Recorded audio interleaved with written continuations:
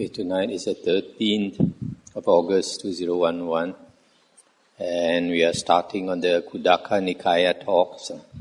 Last night we gave an introduction to the Khuddaka Nikaya and tonight we are going to start on the Udana. This book is the third book of the Khuddaka Nikaya. And the meaning of Udana is inspired utterances. So, these suttas consist of verses, utterances of the Buddha, and also some prose. So, this Udana consists of 80 suttas divided into 8 vagas. Vagas can be called sections or chapters. So each vaga is 10 suttas. So there are 8 vagas, so you have 80 suttas. This Udana was first translated into English by D.M. Strong in 1902. And then later Woodward made another translation. And now the best translation we have at hand is by John Ireland. Later in the 6th century, there was a commentary written on the Udana. It's written by Acharya Dhammapala, called the Paramatta Dipani. Okay, now we start with the first sutta. So the first Vaga chapter we are starting is called the Bodhi Vaga. And the first sutta is called the Patama Bodhi Sutta, the Bodhi tree. The first Bodhi, the sutta on the first Bodhi tree. Thus have I heard. At one time the Lord was staying at Uruvela beside the river Naranjara at the foot of the Bodhi tree, having just realized full enlightenment. At that time, the Lord sat cross-legged for 7 days, experiencing the bliss of liberation. Then at the end of those 7 days, the Lord emerged from that concentration and gave well-reasoned attention during the first watch of the night to dependent arising in forward order thus. This being that comes to be, from the arising of this, that arises, that is, with ignorance as condition, volition comes to be. With volition as condition, consciousness comes to be. With consciousness as condition, mentality and materiality comes to be. With mentality and materiality as condition, the sixfold base comes to be. With the sixfold base as condition, contact comes to be. With contact as condition, feeling comes to be. With feeling as condition, craving comes to be. With craving as condition, grasping comes to be. With grasping as condition, being comes to be. With being as condition, birth comes to be. With birth as condition, aging and dying, sorrow, lamentation, pain, grief and despair come to be. This is the origin of this whole mass of suffering. Then on realizing its significance, the Lord uttered on that occasion this inspired utterance. When states become manifest to the ardent, meditating Brahmana, all his doubts then vanish, since he understands each state along with its cause. Stop here for a moment. So, you see from the first paragraph, the Buddha contemplated a rising of dependent origination during the first watch of the night. That means from 6 p.m. until 10 p.m. for 4 hours. You saw how conditions or states arise depending on conditions. And for in the Vinaya books, this was stated. The first watch, 6 to 10 p.m., he contemplated the arising of dependent origination. Then the second watch or middle watch from 10 p.m. until 2 a.m. he contemplated the cessation of dependent origination. And then the third watch from 2 to 6 a.m. he contemplated the arising and ceasing of dependent origination. So, you see, for the Buddha to really understand dependent origination in depth, he has to contemplate for so many hours, 12 hours, to really understand, even after he was enlightened. As I mentioned before, the Buddha doesn't automatically know everything. He has to make the effort to contemplate, then only he will know. So the verses, when things come to become manifest, actually it's not a good translation. It is Dhamma. When Dhamma becomes manifest, Dhamma can refer to the states.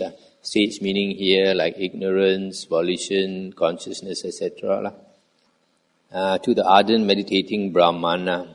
This word Brahmana I mentioned before. There are two meanings. Originally, the word Brahmana refers to the renunciants. The renunciants, the caste of renunciants were called Brahmanas.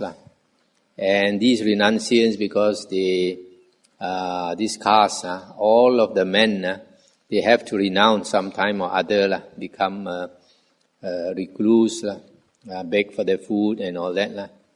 And but later, after some time, because some of them attain psychic power, they could communicate with the devas and all that. They learn mantras, words of power.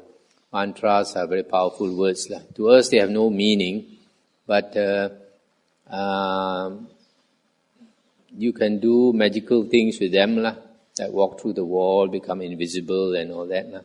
So, as I mentioned before, to do black magic, you can use mantras. To counter black magic, also you can use mantras.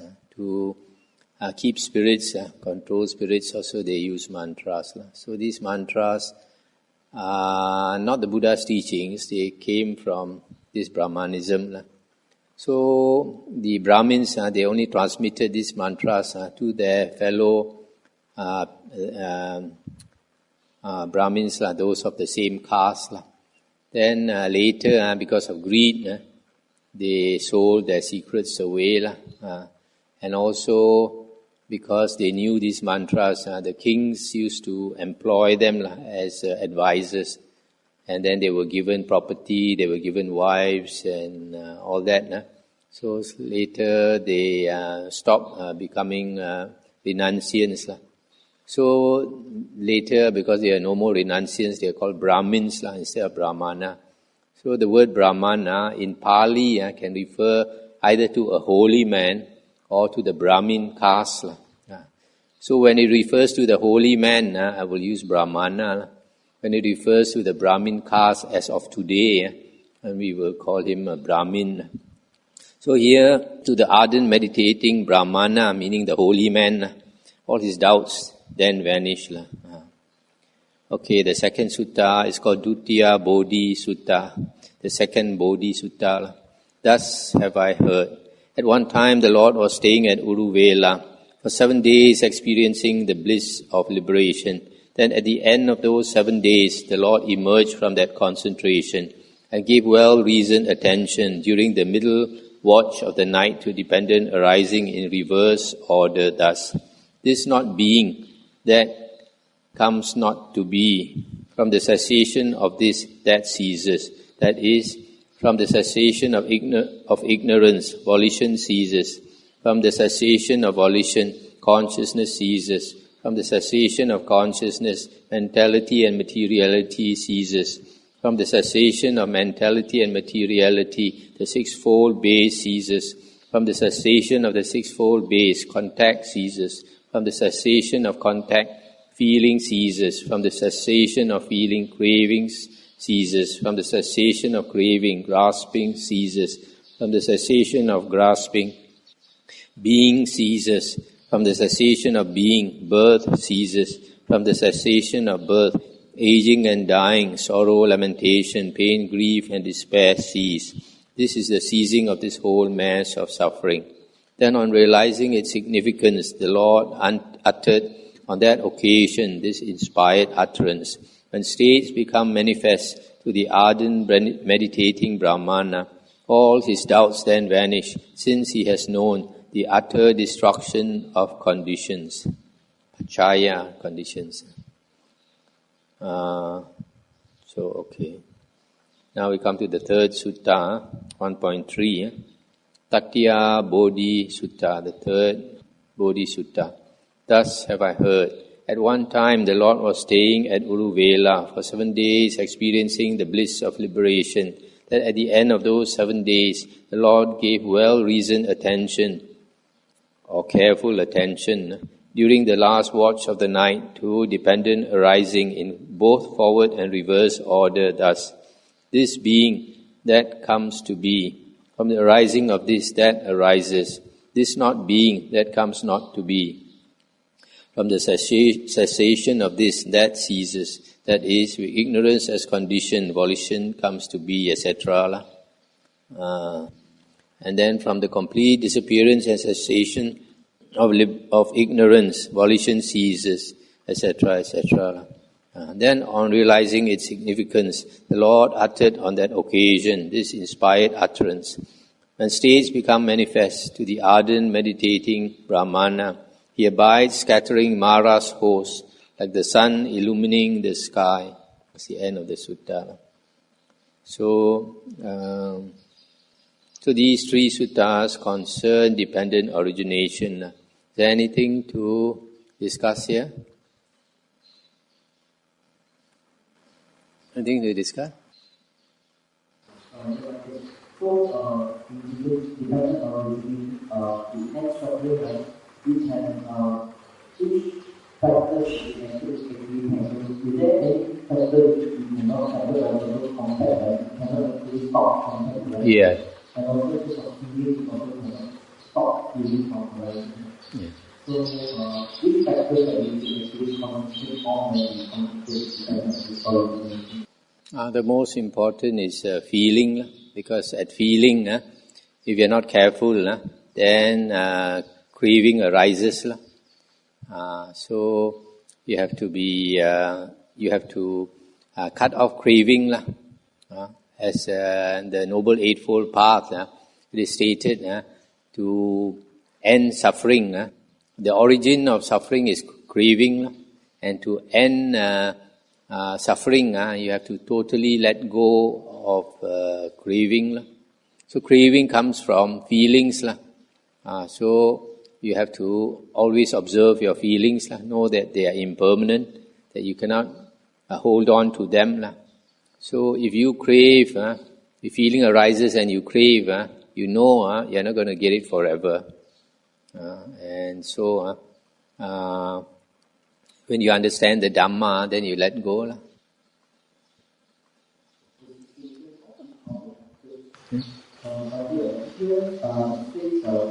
Cessation of all the factors, so the means Where? The cessation of all the factors. This is the cessation of the whole mass of suffering, isn't it?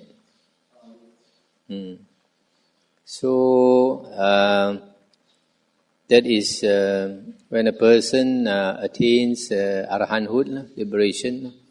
Then the greed, hatred, and delusion has ceased. The most basic is ignorance. When you understand the Dhamma, but ignorance also has many levels. When, for example, you cut off 1/4 of the ignorance, then you become a Sotapanna. You cut off 2/4, you might become a Sakadagamin. Cut off 3/4 Anagamin, you cut off all ignorance, then you become an Arahant. There are different levels.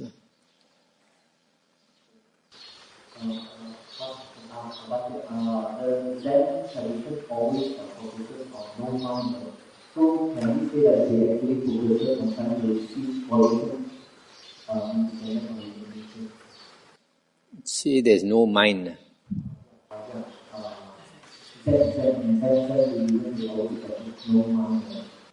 When they say there's no mind, probably they mean there's no self behind the working of the mind.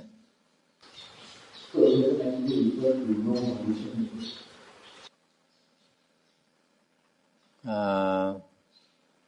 Generally, Zen Buddhism, they are trying to see there's no self. So, when they say no mind, should be there's no self behind the mind. Now we come to Sutta 1.4, Nigrodha Sutta. Nigrodha refers to the banyan tree. Thus have I heard. At one time the Lord was staying at Uruvela, beside the river Naranjara, beneath the goat herd's banyan tree, having just realized full enlightenment. At that time the Lord sat cross-legged for 7 days, experiencing the bliss of liberation. And when those 7 days had elapsed, the Lord emerged from that concentration. Then a certain haughty Brahmin approached the Lord. Having approached, he exchanged polite greetings with him and stood to one side. Standing there, that Brahmin said to the Lord, "How, good Gautama, is one a Brahmana, and what are the things that make one a Brahmana?" Then on realizing its significance, the Lord uttered on that occasion this inspired utterance. A Brahmana is one who has discarded evil states, not haughty, free from stains, self-controlled, perfect in knowledge, one who has lived the holy life. He might rightly use the word Brahma, who has no swellings or heaps or pile-ups anywhere in the world. This Brahma refers to God in the Indian tradition. Brahma refers to the Creator God. And the caste, Brahmana, is supposed to be a relative of Brahma, born from Brahma's head. So these swellings or pile-ups or heaps up, the Pali word is usada. The commentary says refers to passion, hatred, delusion, conceit and views. Whether it's true or not, not so sure. Some of the things the commentary says are okay, some are not. Now we come to 1.5, Thera Sutta. Thus have I heard. At one time the Lord was staying near Savatthi in the Jeta wood at Anathapindika's monastery. At that time the Venerable Sariputta, the Venerable Mahamoggallana, the Venerable Mahakassapa, the Venerable Mahakachayana, the Venerable Mahakotita, the Venerable Mahakapina, the Venerable Mahachunda, the Venerable Anuruddha, the Venerable Revata, and the Venerable Nanda were approaching the Lord. Seeing those Venerable ones coming, the Lord said to the monks, "Those are Brahmanas who are coming, monks. Those are Brahmanas who are coming." When this was said, a certain monk who was a Brahmin by birth asked the Lord, "How, revered sir, is one a Brahmana, and what are the things that make one a Brahmana?" Then on realizing its significance, the Lord uttered on that occasion this inspired utterance. Those who have expelled evil states and who fare ever mindful, the awakened ones who have destroyed the fetters, they are the Brahmanas in the world. So these monks who are coming to see the Buddha, they are all the senior disciples of the Buddha, all Arahants, famous Arahants. That's why the Buddha said, "Look who is coming. These are really holy men, Brahmanas." Now we come to 1.6, Mahakassapa Sutta. Thus have I heard. At one time the Lord was staying near Rajagaha in the bamboo wood at the squirrel's feeding place. At that time the Venerable Mahakassapa, while staying in the Pipali cave, became sick, afflicted, grievously ill. Then after a while the Venerable Mahakassapa recovered from that sickness and thought, "What if I should enter Rajagaha for alms food?" At that time 500 Devatas were busily preparing alms food for the Venerable Mahakassapa. But having refused the offerings of those 500 Devatas, the Venerable Mahakassapa robed himself in the forenoon and taking his bowl and outer cloak, entered Rajagaha for alms food, going to those streets occupied by the poor and needy, the streets of the weavers.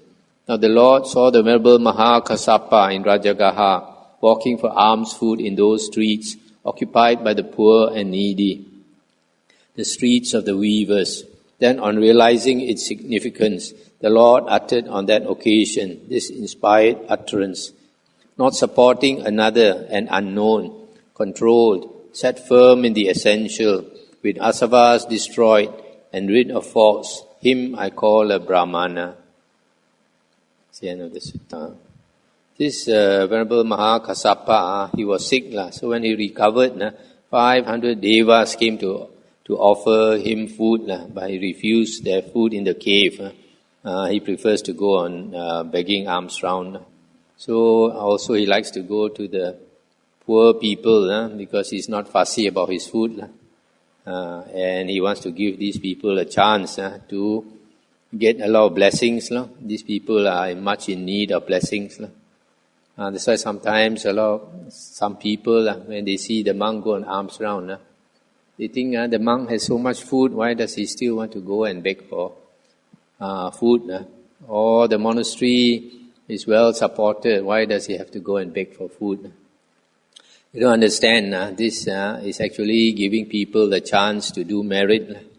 And as Ajahn Chah says, that people, most lay people, they need to make offerings. They need to make offerings, otherwise they may not have enough merit to go for a good rebirth. So monks go on alms round is showing compassion to lay people by giving them a chance to offer food. A lot of lay people who don't know the Dhamma, they don't understand this. 1.7 Ajakalapaka Sutta. That's what I heard. At one time the Lord was staying at Pava in the Ajakalapaka shrine, the dwelling place of the Yakka Ajakalapaka. It happened that the Lord was seated in the open air on a pitch black night while it was gently raining. Then the Yakka Ajakalapaka, desiring to cause fear and consternation in the Lord, and to make his hair stand on end, approached the Lord and close to him emitted 3 times a terrifying cry, saying, "That is a goblin for you, recluse." Then on realizing its significance, the Lord uttered on that occasion this inspired utterance. When a Brahmana has gone beyond in states pertaining to himself, then he has surpassed the reach of this goblin and his noisy din. Stop here for a moment. So you see, sometimes if a monk stays alone in a cave or in the deep forest, some of these spirits, they are mischievous. They like to just frighten you for the fun of it. So unless you have good samadhi, don't go and try to be brave, go and stay in these places, especially alone. You might get deranged from fear. 1.8 Sangamaji Sutta. Thus have I heard. At one time the Lord was staying near Savatthi in the Jeta wood in Anathapindika's monastery. On that occasion, the Venerable Sangamaji had arrived at Savatthi to see the Lord. The former wife of the Venerable Sangamaji, hearing that Master Sangamaji had arrived at Savatthi, took her child and went to the Jeta wood. Now at that time, the Venerable Sangamaji was sitting at the foot of a certain tree to rest during the middle of the day. Then the former wife of the Venerable Sangamaji approached him and spoke these words, "I have a little son, recluse, support me." When this was said, the Venerable Sangamaji remained silent. A second time and a third time she said, "I have a little son, recluse, support me." And a third time the Venerable Sangamaji remained silent. Then the former wife of the Venerable Sangamaji put the child down in front of him and went away, saying, "This is your son, recluse, support him." But the Venerable Sangamaji neither looked at the child nor spoke to him. Then the former wife of the Venerable Sangamaji, having gone a short distance, looked back and saw that he was neither looking at the child nor speaking to him. On seeing this, she thought, This recluse does not even want his son. She returned, took the child and went away. With the divine eye which is purified and superhuman, the Lord saw the discourteous behavior on the part of the Venerable Sangamaji's wife. Then on realizing its significance, the Lord uttered on that occasion this inspired utterance. He had no pleasure in her coming, nor grief when she went away. Sangamaji, freed from ties, him I call a Brahmana. This sutta is quite interesting. So, maybe when this Venerable Sangamaji left home, he didn't know maybe that the wife was pregnant. Maybe after 1 or 2 years he came back. And this wife wanted him to support. But he had already become a Arahant. And when a person becomes an Arahant, the old self has died. He cannot go back home. So his behavior to ordinary people is like heartless. His own son, so he won't bother to look, he won't bother to talk. He probably, if the wife left the son there, probably he would have walked away. Arahant's behavior, normal human beings find hard to understand. 1.9 Jatila Sutta. Jatila are the type of matted hair ascetics. Thus have I heard. At one time the Lord was staying near Gaya on Gaya's head. At that time, during the cold winter nights between the 8ths in the season of the snowfall, many Jatila ascetics at Gaya were plunging in and out of the water, pouring water over themselves and performing the fire sacrifice, thinking that by these practices purity is obtained. The Lord saw those Jatila ascetics plunging in and out of the water, pouring water over themselves and performing the fire sacrifice. Then on realizing its significance, the Lord uttered on that occasion this inspired utterance. Not by water is one cleansed. Many people bathe in this. In whom is truth and Dhamma, he is cleansed. He is a Brahmana. These Jatilas, they are matted hair ascetics. And some of them, they practice samatha meditation and attain the jhanas. So we find the Vinaya books that the Buddha went to a group of these Jatilas who were like this. They plunged themselves into the river water early in the morning, I think before sunrise, and late in the evening when the sun sets. They think by doing that they wash away the river, wash away their sins. And also they worship fire. They keep the fire burning all the time.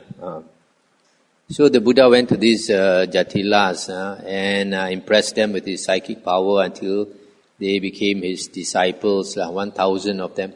Then the Buddha preached to them the Adita Pariyaya Sutta, the fire discourse. He used fire because they worship fire. They think highly of fire. So when the Buddha talked about fire, they paid attention.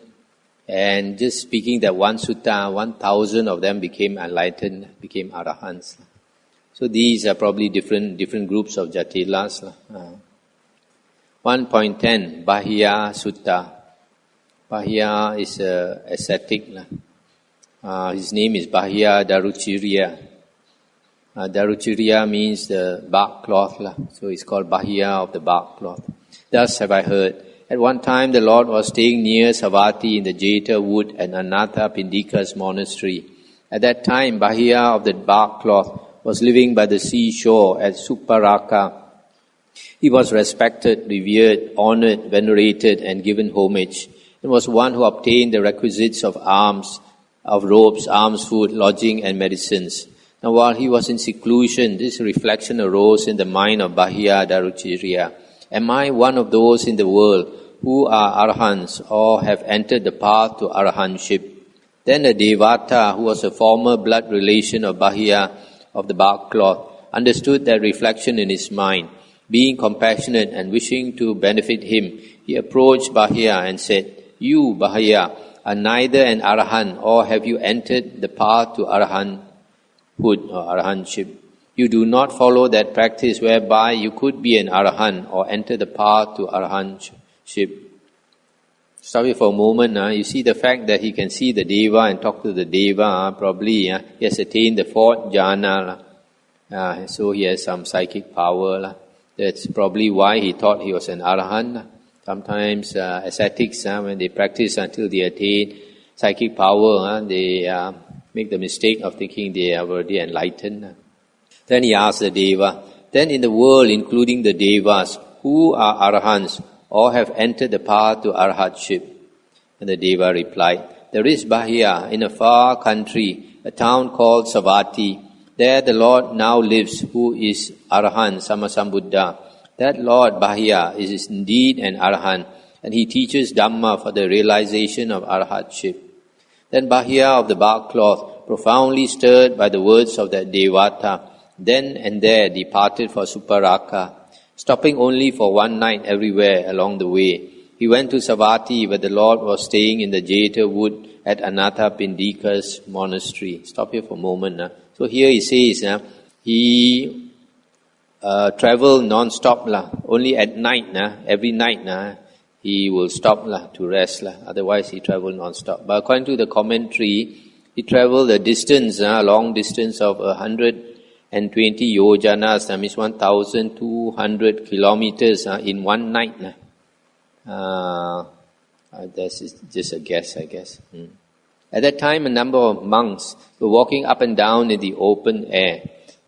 Then Bahya of the bark cloth approached those monks and said, where, revered sirs, is the Lord now living, the Arahant Sammasambuddha? We wish to see that Lord, who is the Arahant Sammasambuddha. And they said, the Lord Bahya has gone for alms food among the houses. Then Bahya hurriedly left the Jeta wood. Entering Savatthi, he saw the Lord walking for alms food in Savatthi, pleasing, lovely to see, with calm senses and tranquil mind, attained to perfect poise and calm, controlled, a perfected one, watchful with restrained senses. On seeing the Lord, he approached, fell down with his head at the Lord's feet and said, teach me Dhamma, Lord, teach me Dhamma Sugata, so that it will be for my good and happiness for a long time. Upon being spoken to thus, the Lord said to Bahya of the bark cloth, it is unsuitable time, Bahya. We have entered among the houses for alms food. A second time, Bahya said to the Lord, it is difficult to know for certain, revered sir, how long the Lord will live, or how long I will live. Teach me Dhamma, Lord. Teach me Dhamma Sugata, so that it will be for my good and happiness for a long time. A second time, the Lord said to Bahya, it is unsuitable time, Bahya. We have entered among the houses for alms food. A third time, Bahya said to the Lord, it is difficult to know for certain, revered sir, how long the Lord will live, or how long I will live. Teach me Dhamma, Lord. Teach me Dhamma Sugata, so that it will be for my good and happiness for a long time. Then the Buddha said, Bahya, herein you should train yourself thus. In the seen will be merely what is seen. In the heard will be merely what is heard. In the sense will be merely what is sensed. In the cognized will be merely what is cognized.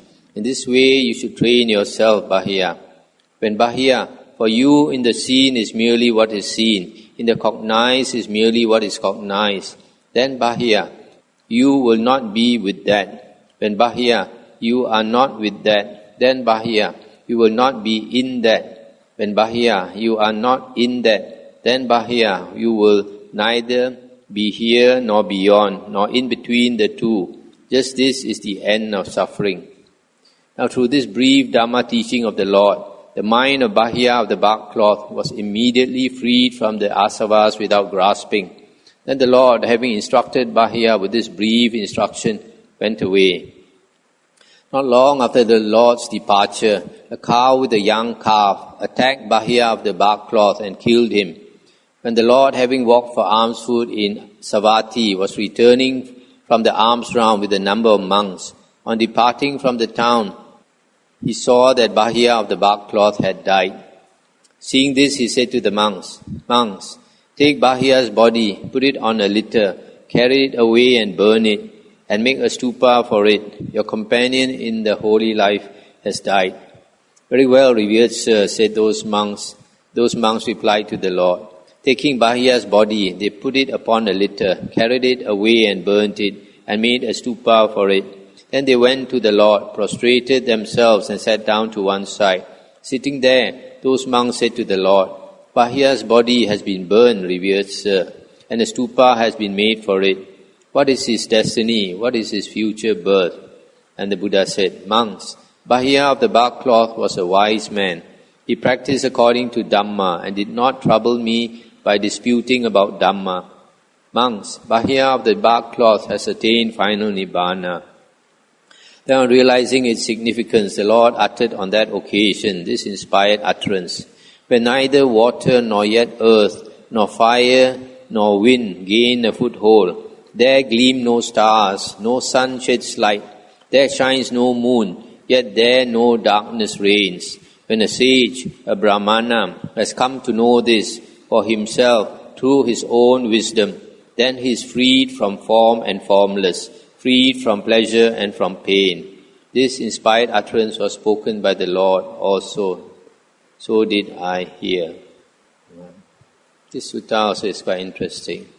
You see, this Bahiya, when after giving instruction to him,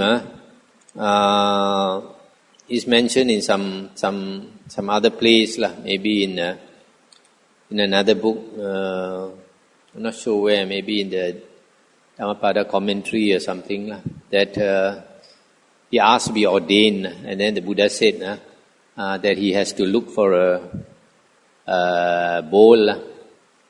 Probably he already got robes. Asked him to. Then when he went to look for a bowl, then this cow attacked him. Normally these cows, when they have a young calf beside them, they are very protective. So you happen to walk near, especially if you wear a yellow cloth like this, it looks like the tiger color, then they will attack. So that's why some monks, out of ignorance, no experience, they don't notice when there's a cow. You have to be very careful. You have to see whether there's a baby beside. If there's a baby, you have to stay very clear. So some monks have died or injured from this. So this Bahiya, because he probably had attained the fourth jhana, the Buddha gave him this brief teaching and he became enlightened. So he's the fastest who attained enlightenment just by one teaching like this. The fastest monk to become enlightened. Without the four jhanas, it's impossible for him to become enlightened so fast. So the Buddha said, in the scene will be merely the scene, in the herd, etc. Then, if for you in the scene is merely what is seen, in the herd is what is heard, etc. Then you will not be with that. When you are not with that, then you will not be in that. And then you'll be neither here nor beyond. So the Buddha is telling him, whenever the six sense objects appear in your consciousness, don't think about it. And also in some other place in the suttas, the Buddha said, don't take note of the major and minor features. For example, you see somebody, you think this person is handsome or beautiful, etc. Then you just know it's just an object in your consciousness. Then not with that means the object is not in relation with you, with the I. If you are with that, you form a relationship with it. For example, you see somebody and you think you don't like him, and then you think, I hate him. Then the I arises and the him arises. But if it's just an object, and that's why usually the Buddha says, guarding the six sense doors, anything comes up in our six senses, since the six sense doors, we don't pay too much attention. Instead, we divert our attention to only four objects: body, feelings, mind, and Dhamma. The six sense objects are the bait of Mara, always trying to bait us, something attractive. So, when we are not in that, just now I said, in that meanings, you form a relationship with it. If you are not in that, then you are not in that world of the sight, sound, smell, taste, etc. Then you are neither here in this world nor in another world. So if you are not in this world or in another world, you are in your mind. Then you are neither here nor beyond. Then that is the end of suffering. Basically. Then the Buddha finally talk about this state of parinibbana, cessation of consciousness, where there is no water, there is no earth, there is no fire, no air or wind. The four elements, the physical world does not exist there. There are no stars and no sun. Even though there are no stars, no sun and no moon, yet it is not dark. No darkness reigns. The Buddha says in the Kevada Sutta, Khuddaka Nikaya number 11, which we went through, in that state, consciousness is luminous, bright and boundless, but it has no object. In the normal six consciousness, every time you have consciousness, there must be an object. But in that state of cessation of consciousness, it's a different type of consciousness, which has no object. Okay, anything to discuss before we go to chapter 2?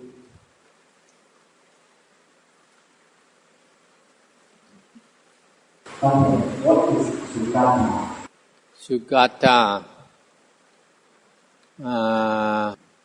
What is Sugata? Well gone one, I think. Su is good, good. Gata is gone. Well gone one. There are different translations, different people translate it differently. And these things are mentioned that the monk uses sutta or the Buddha do the same in regard to the death of the Dhammavudho and Mahathera.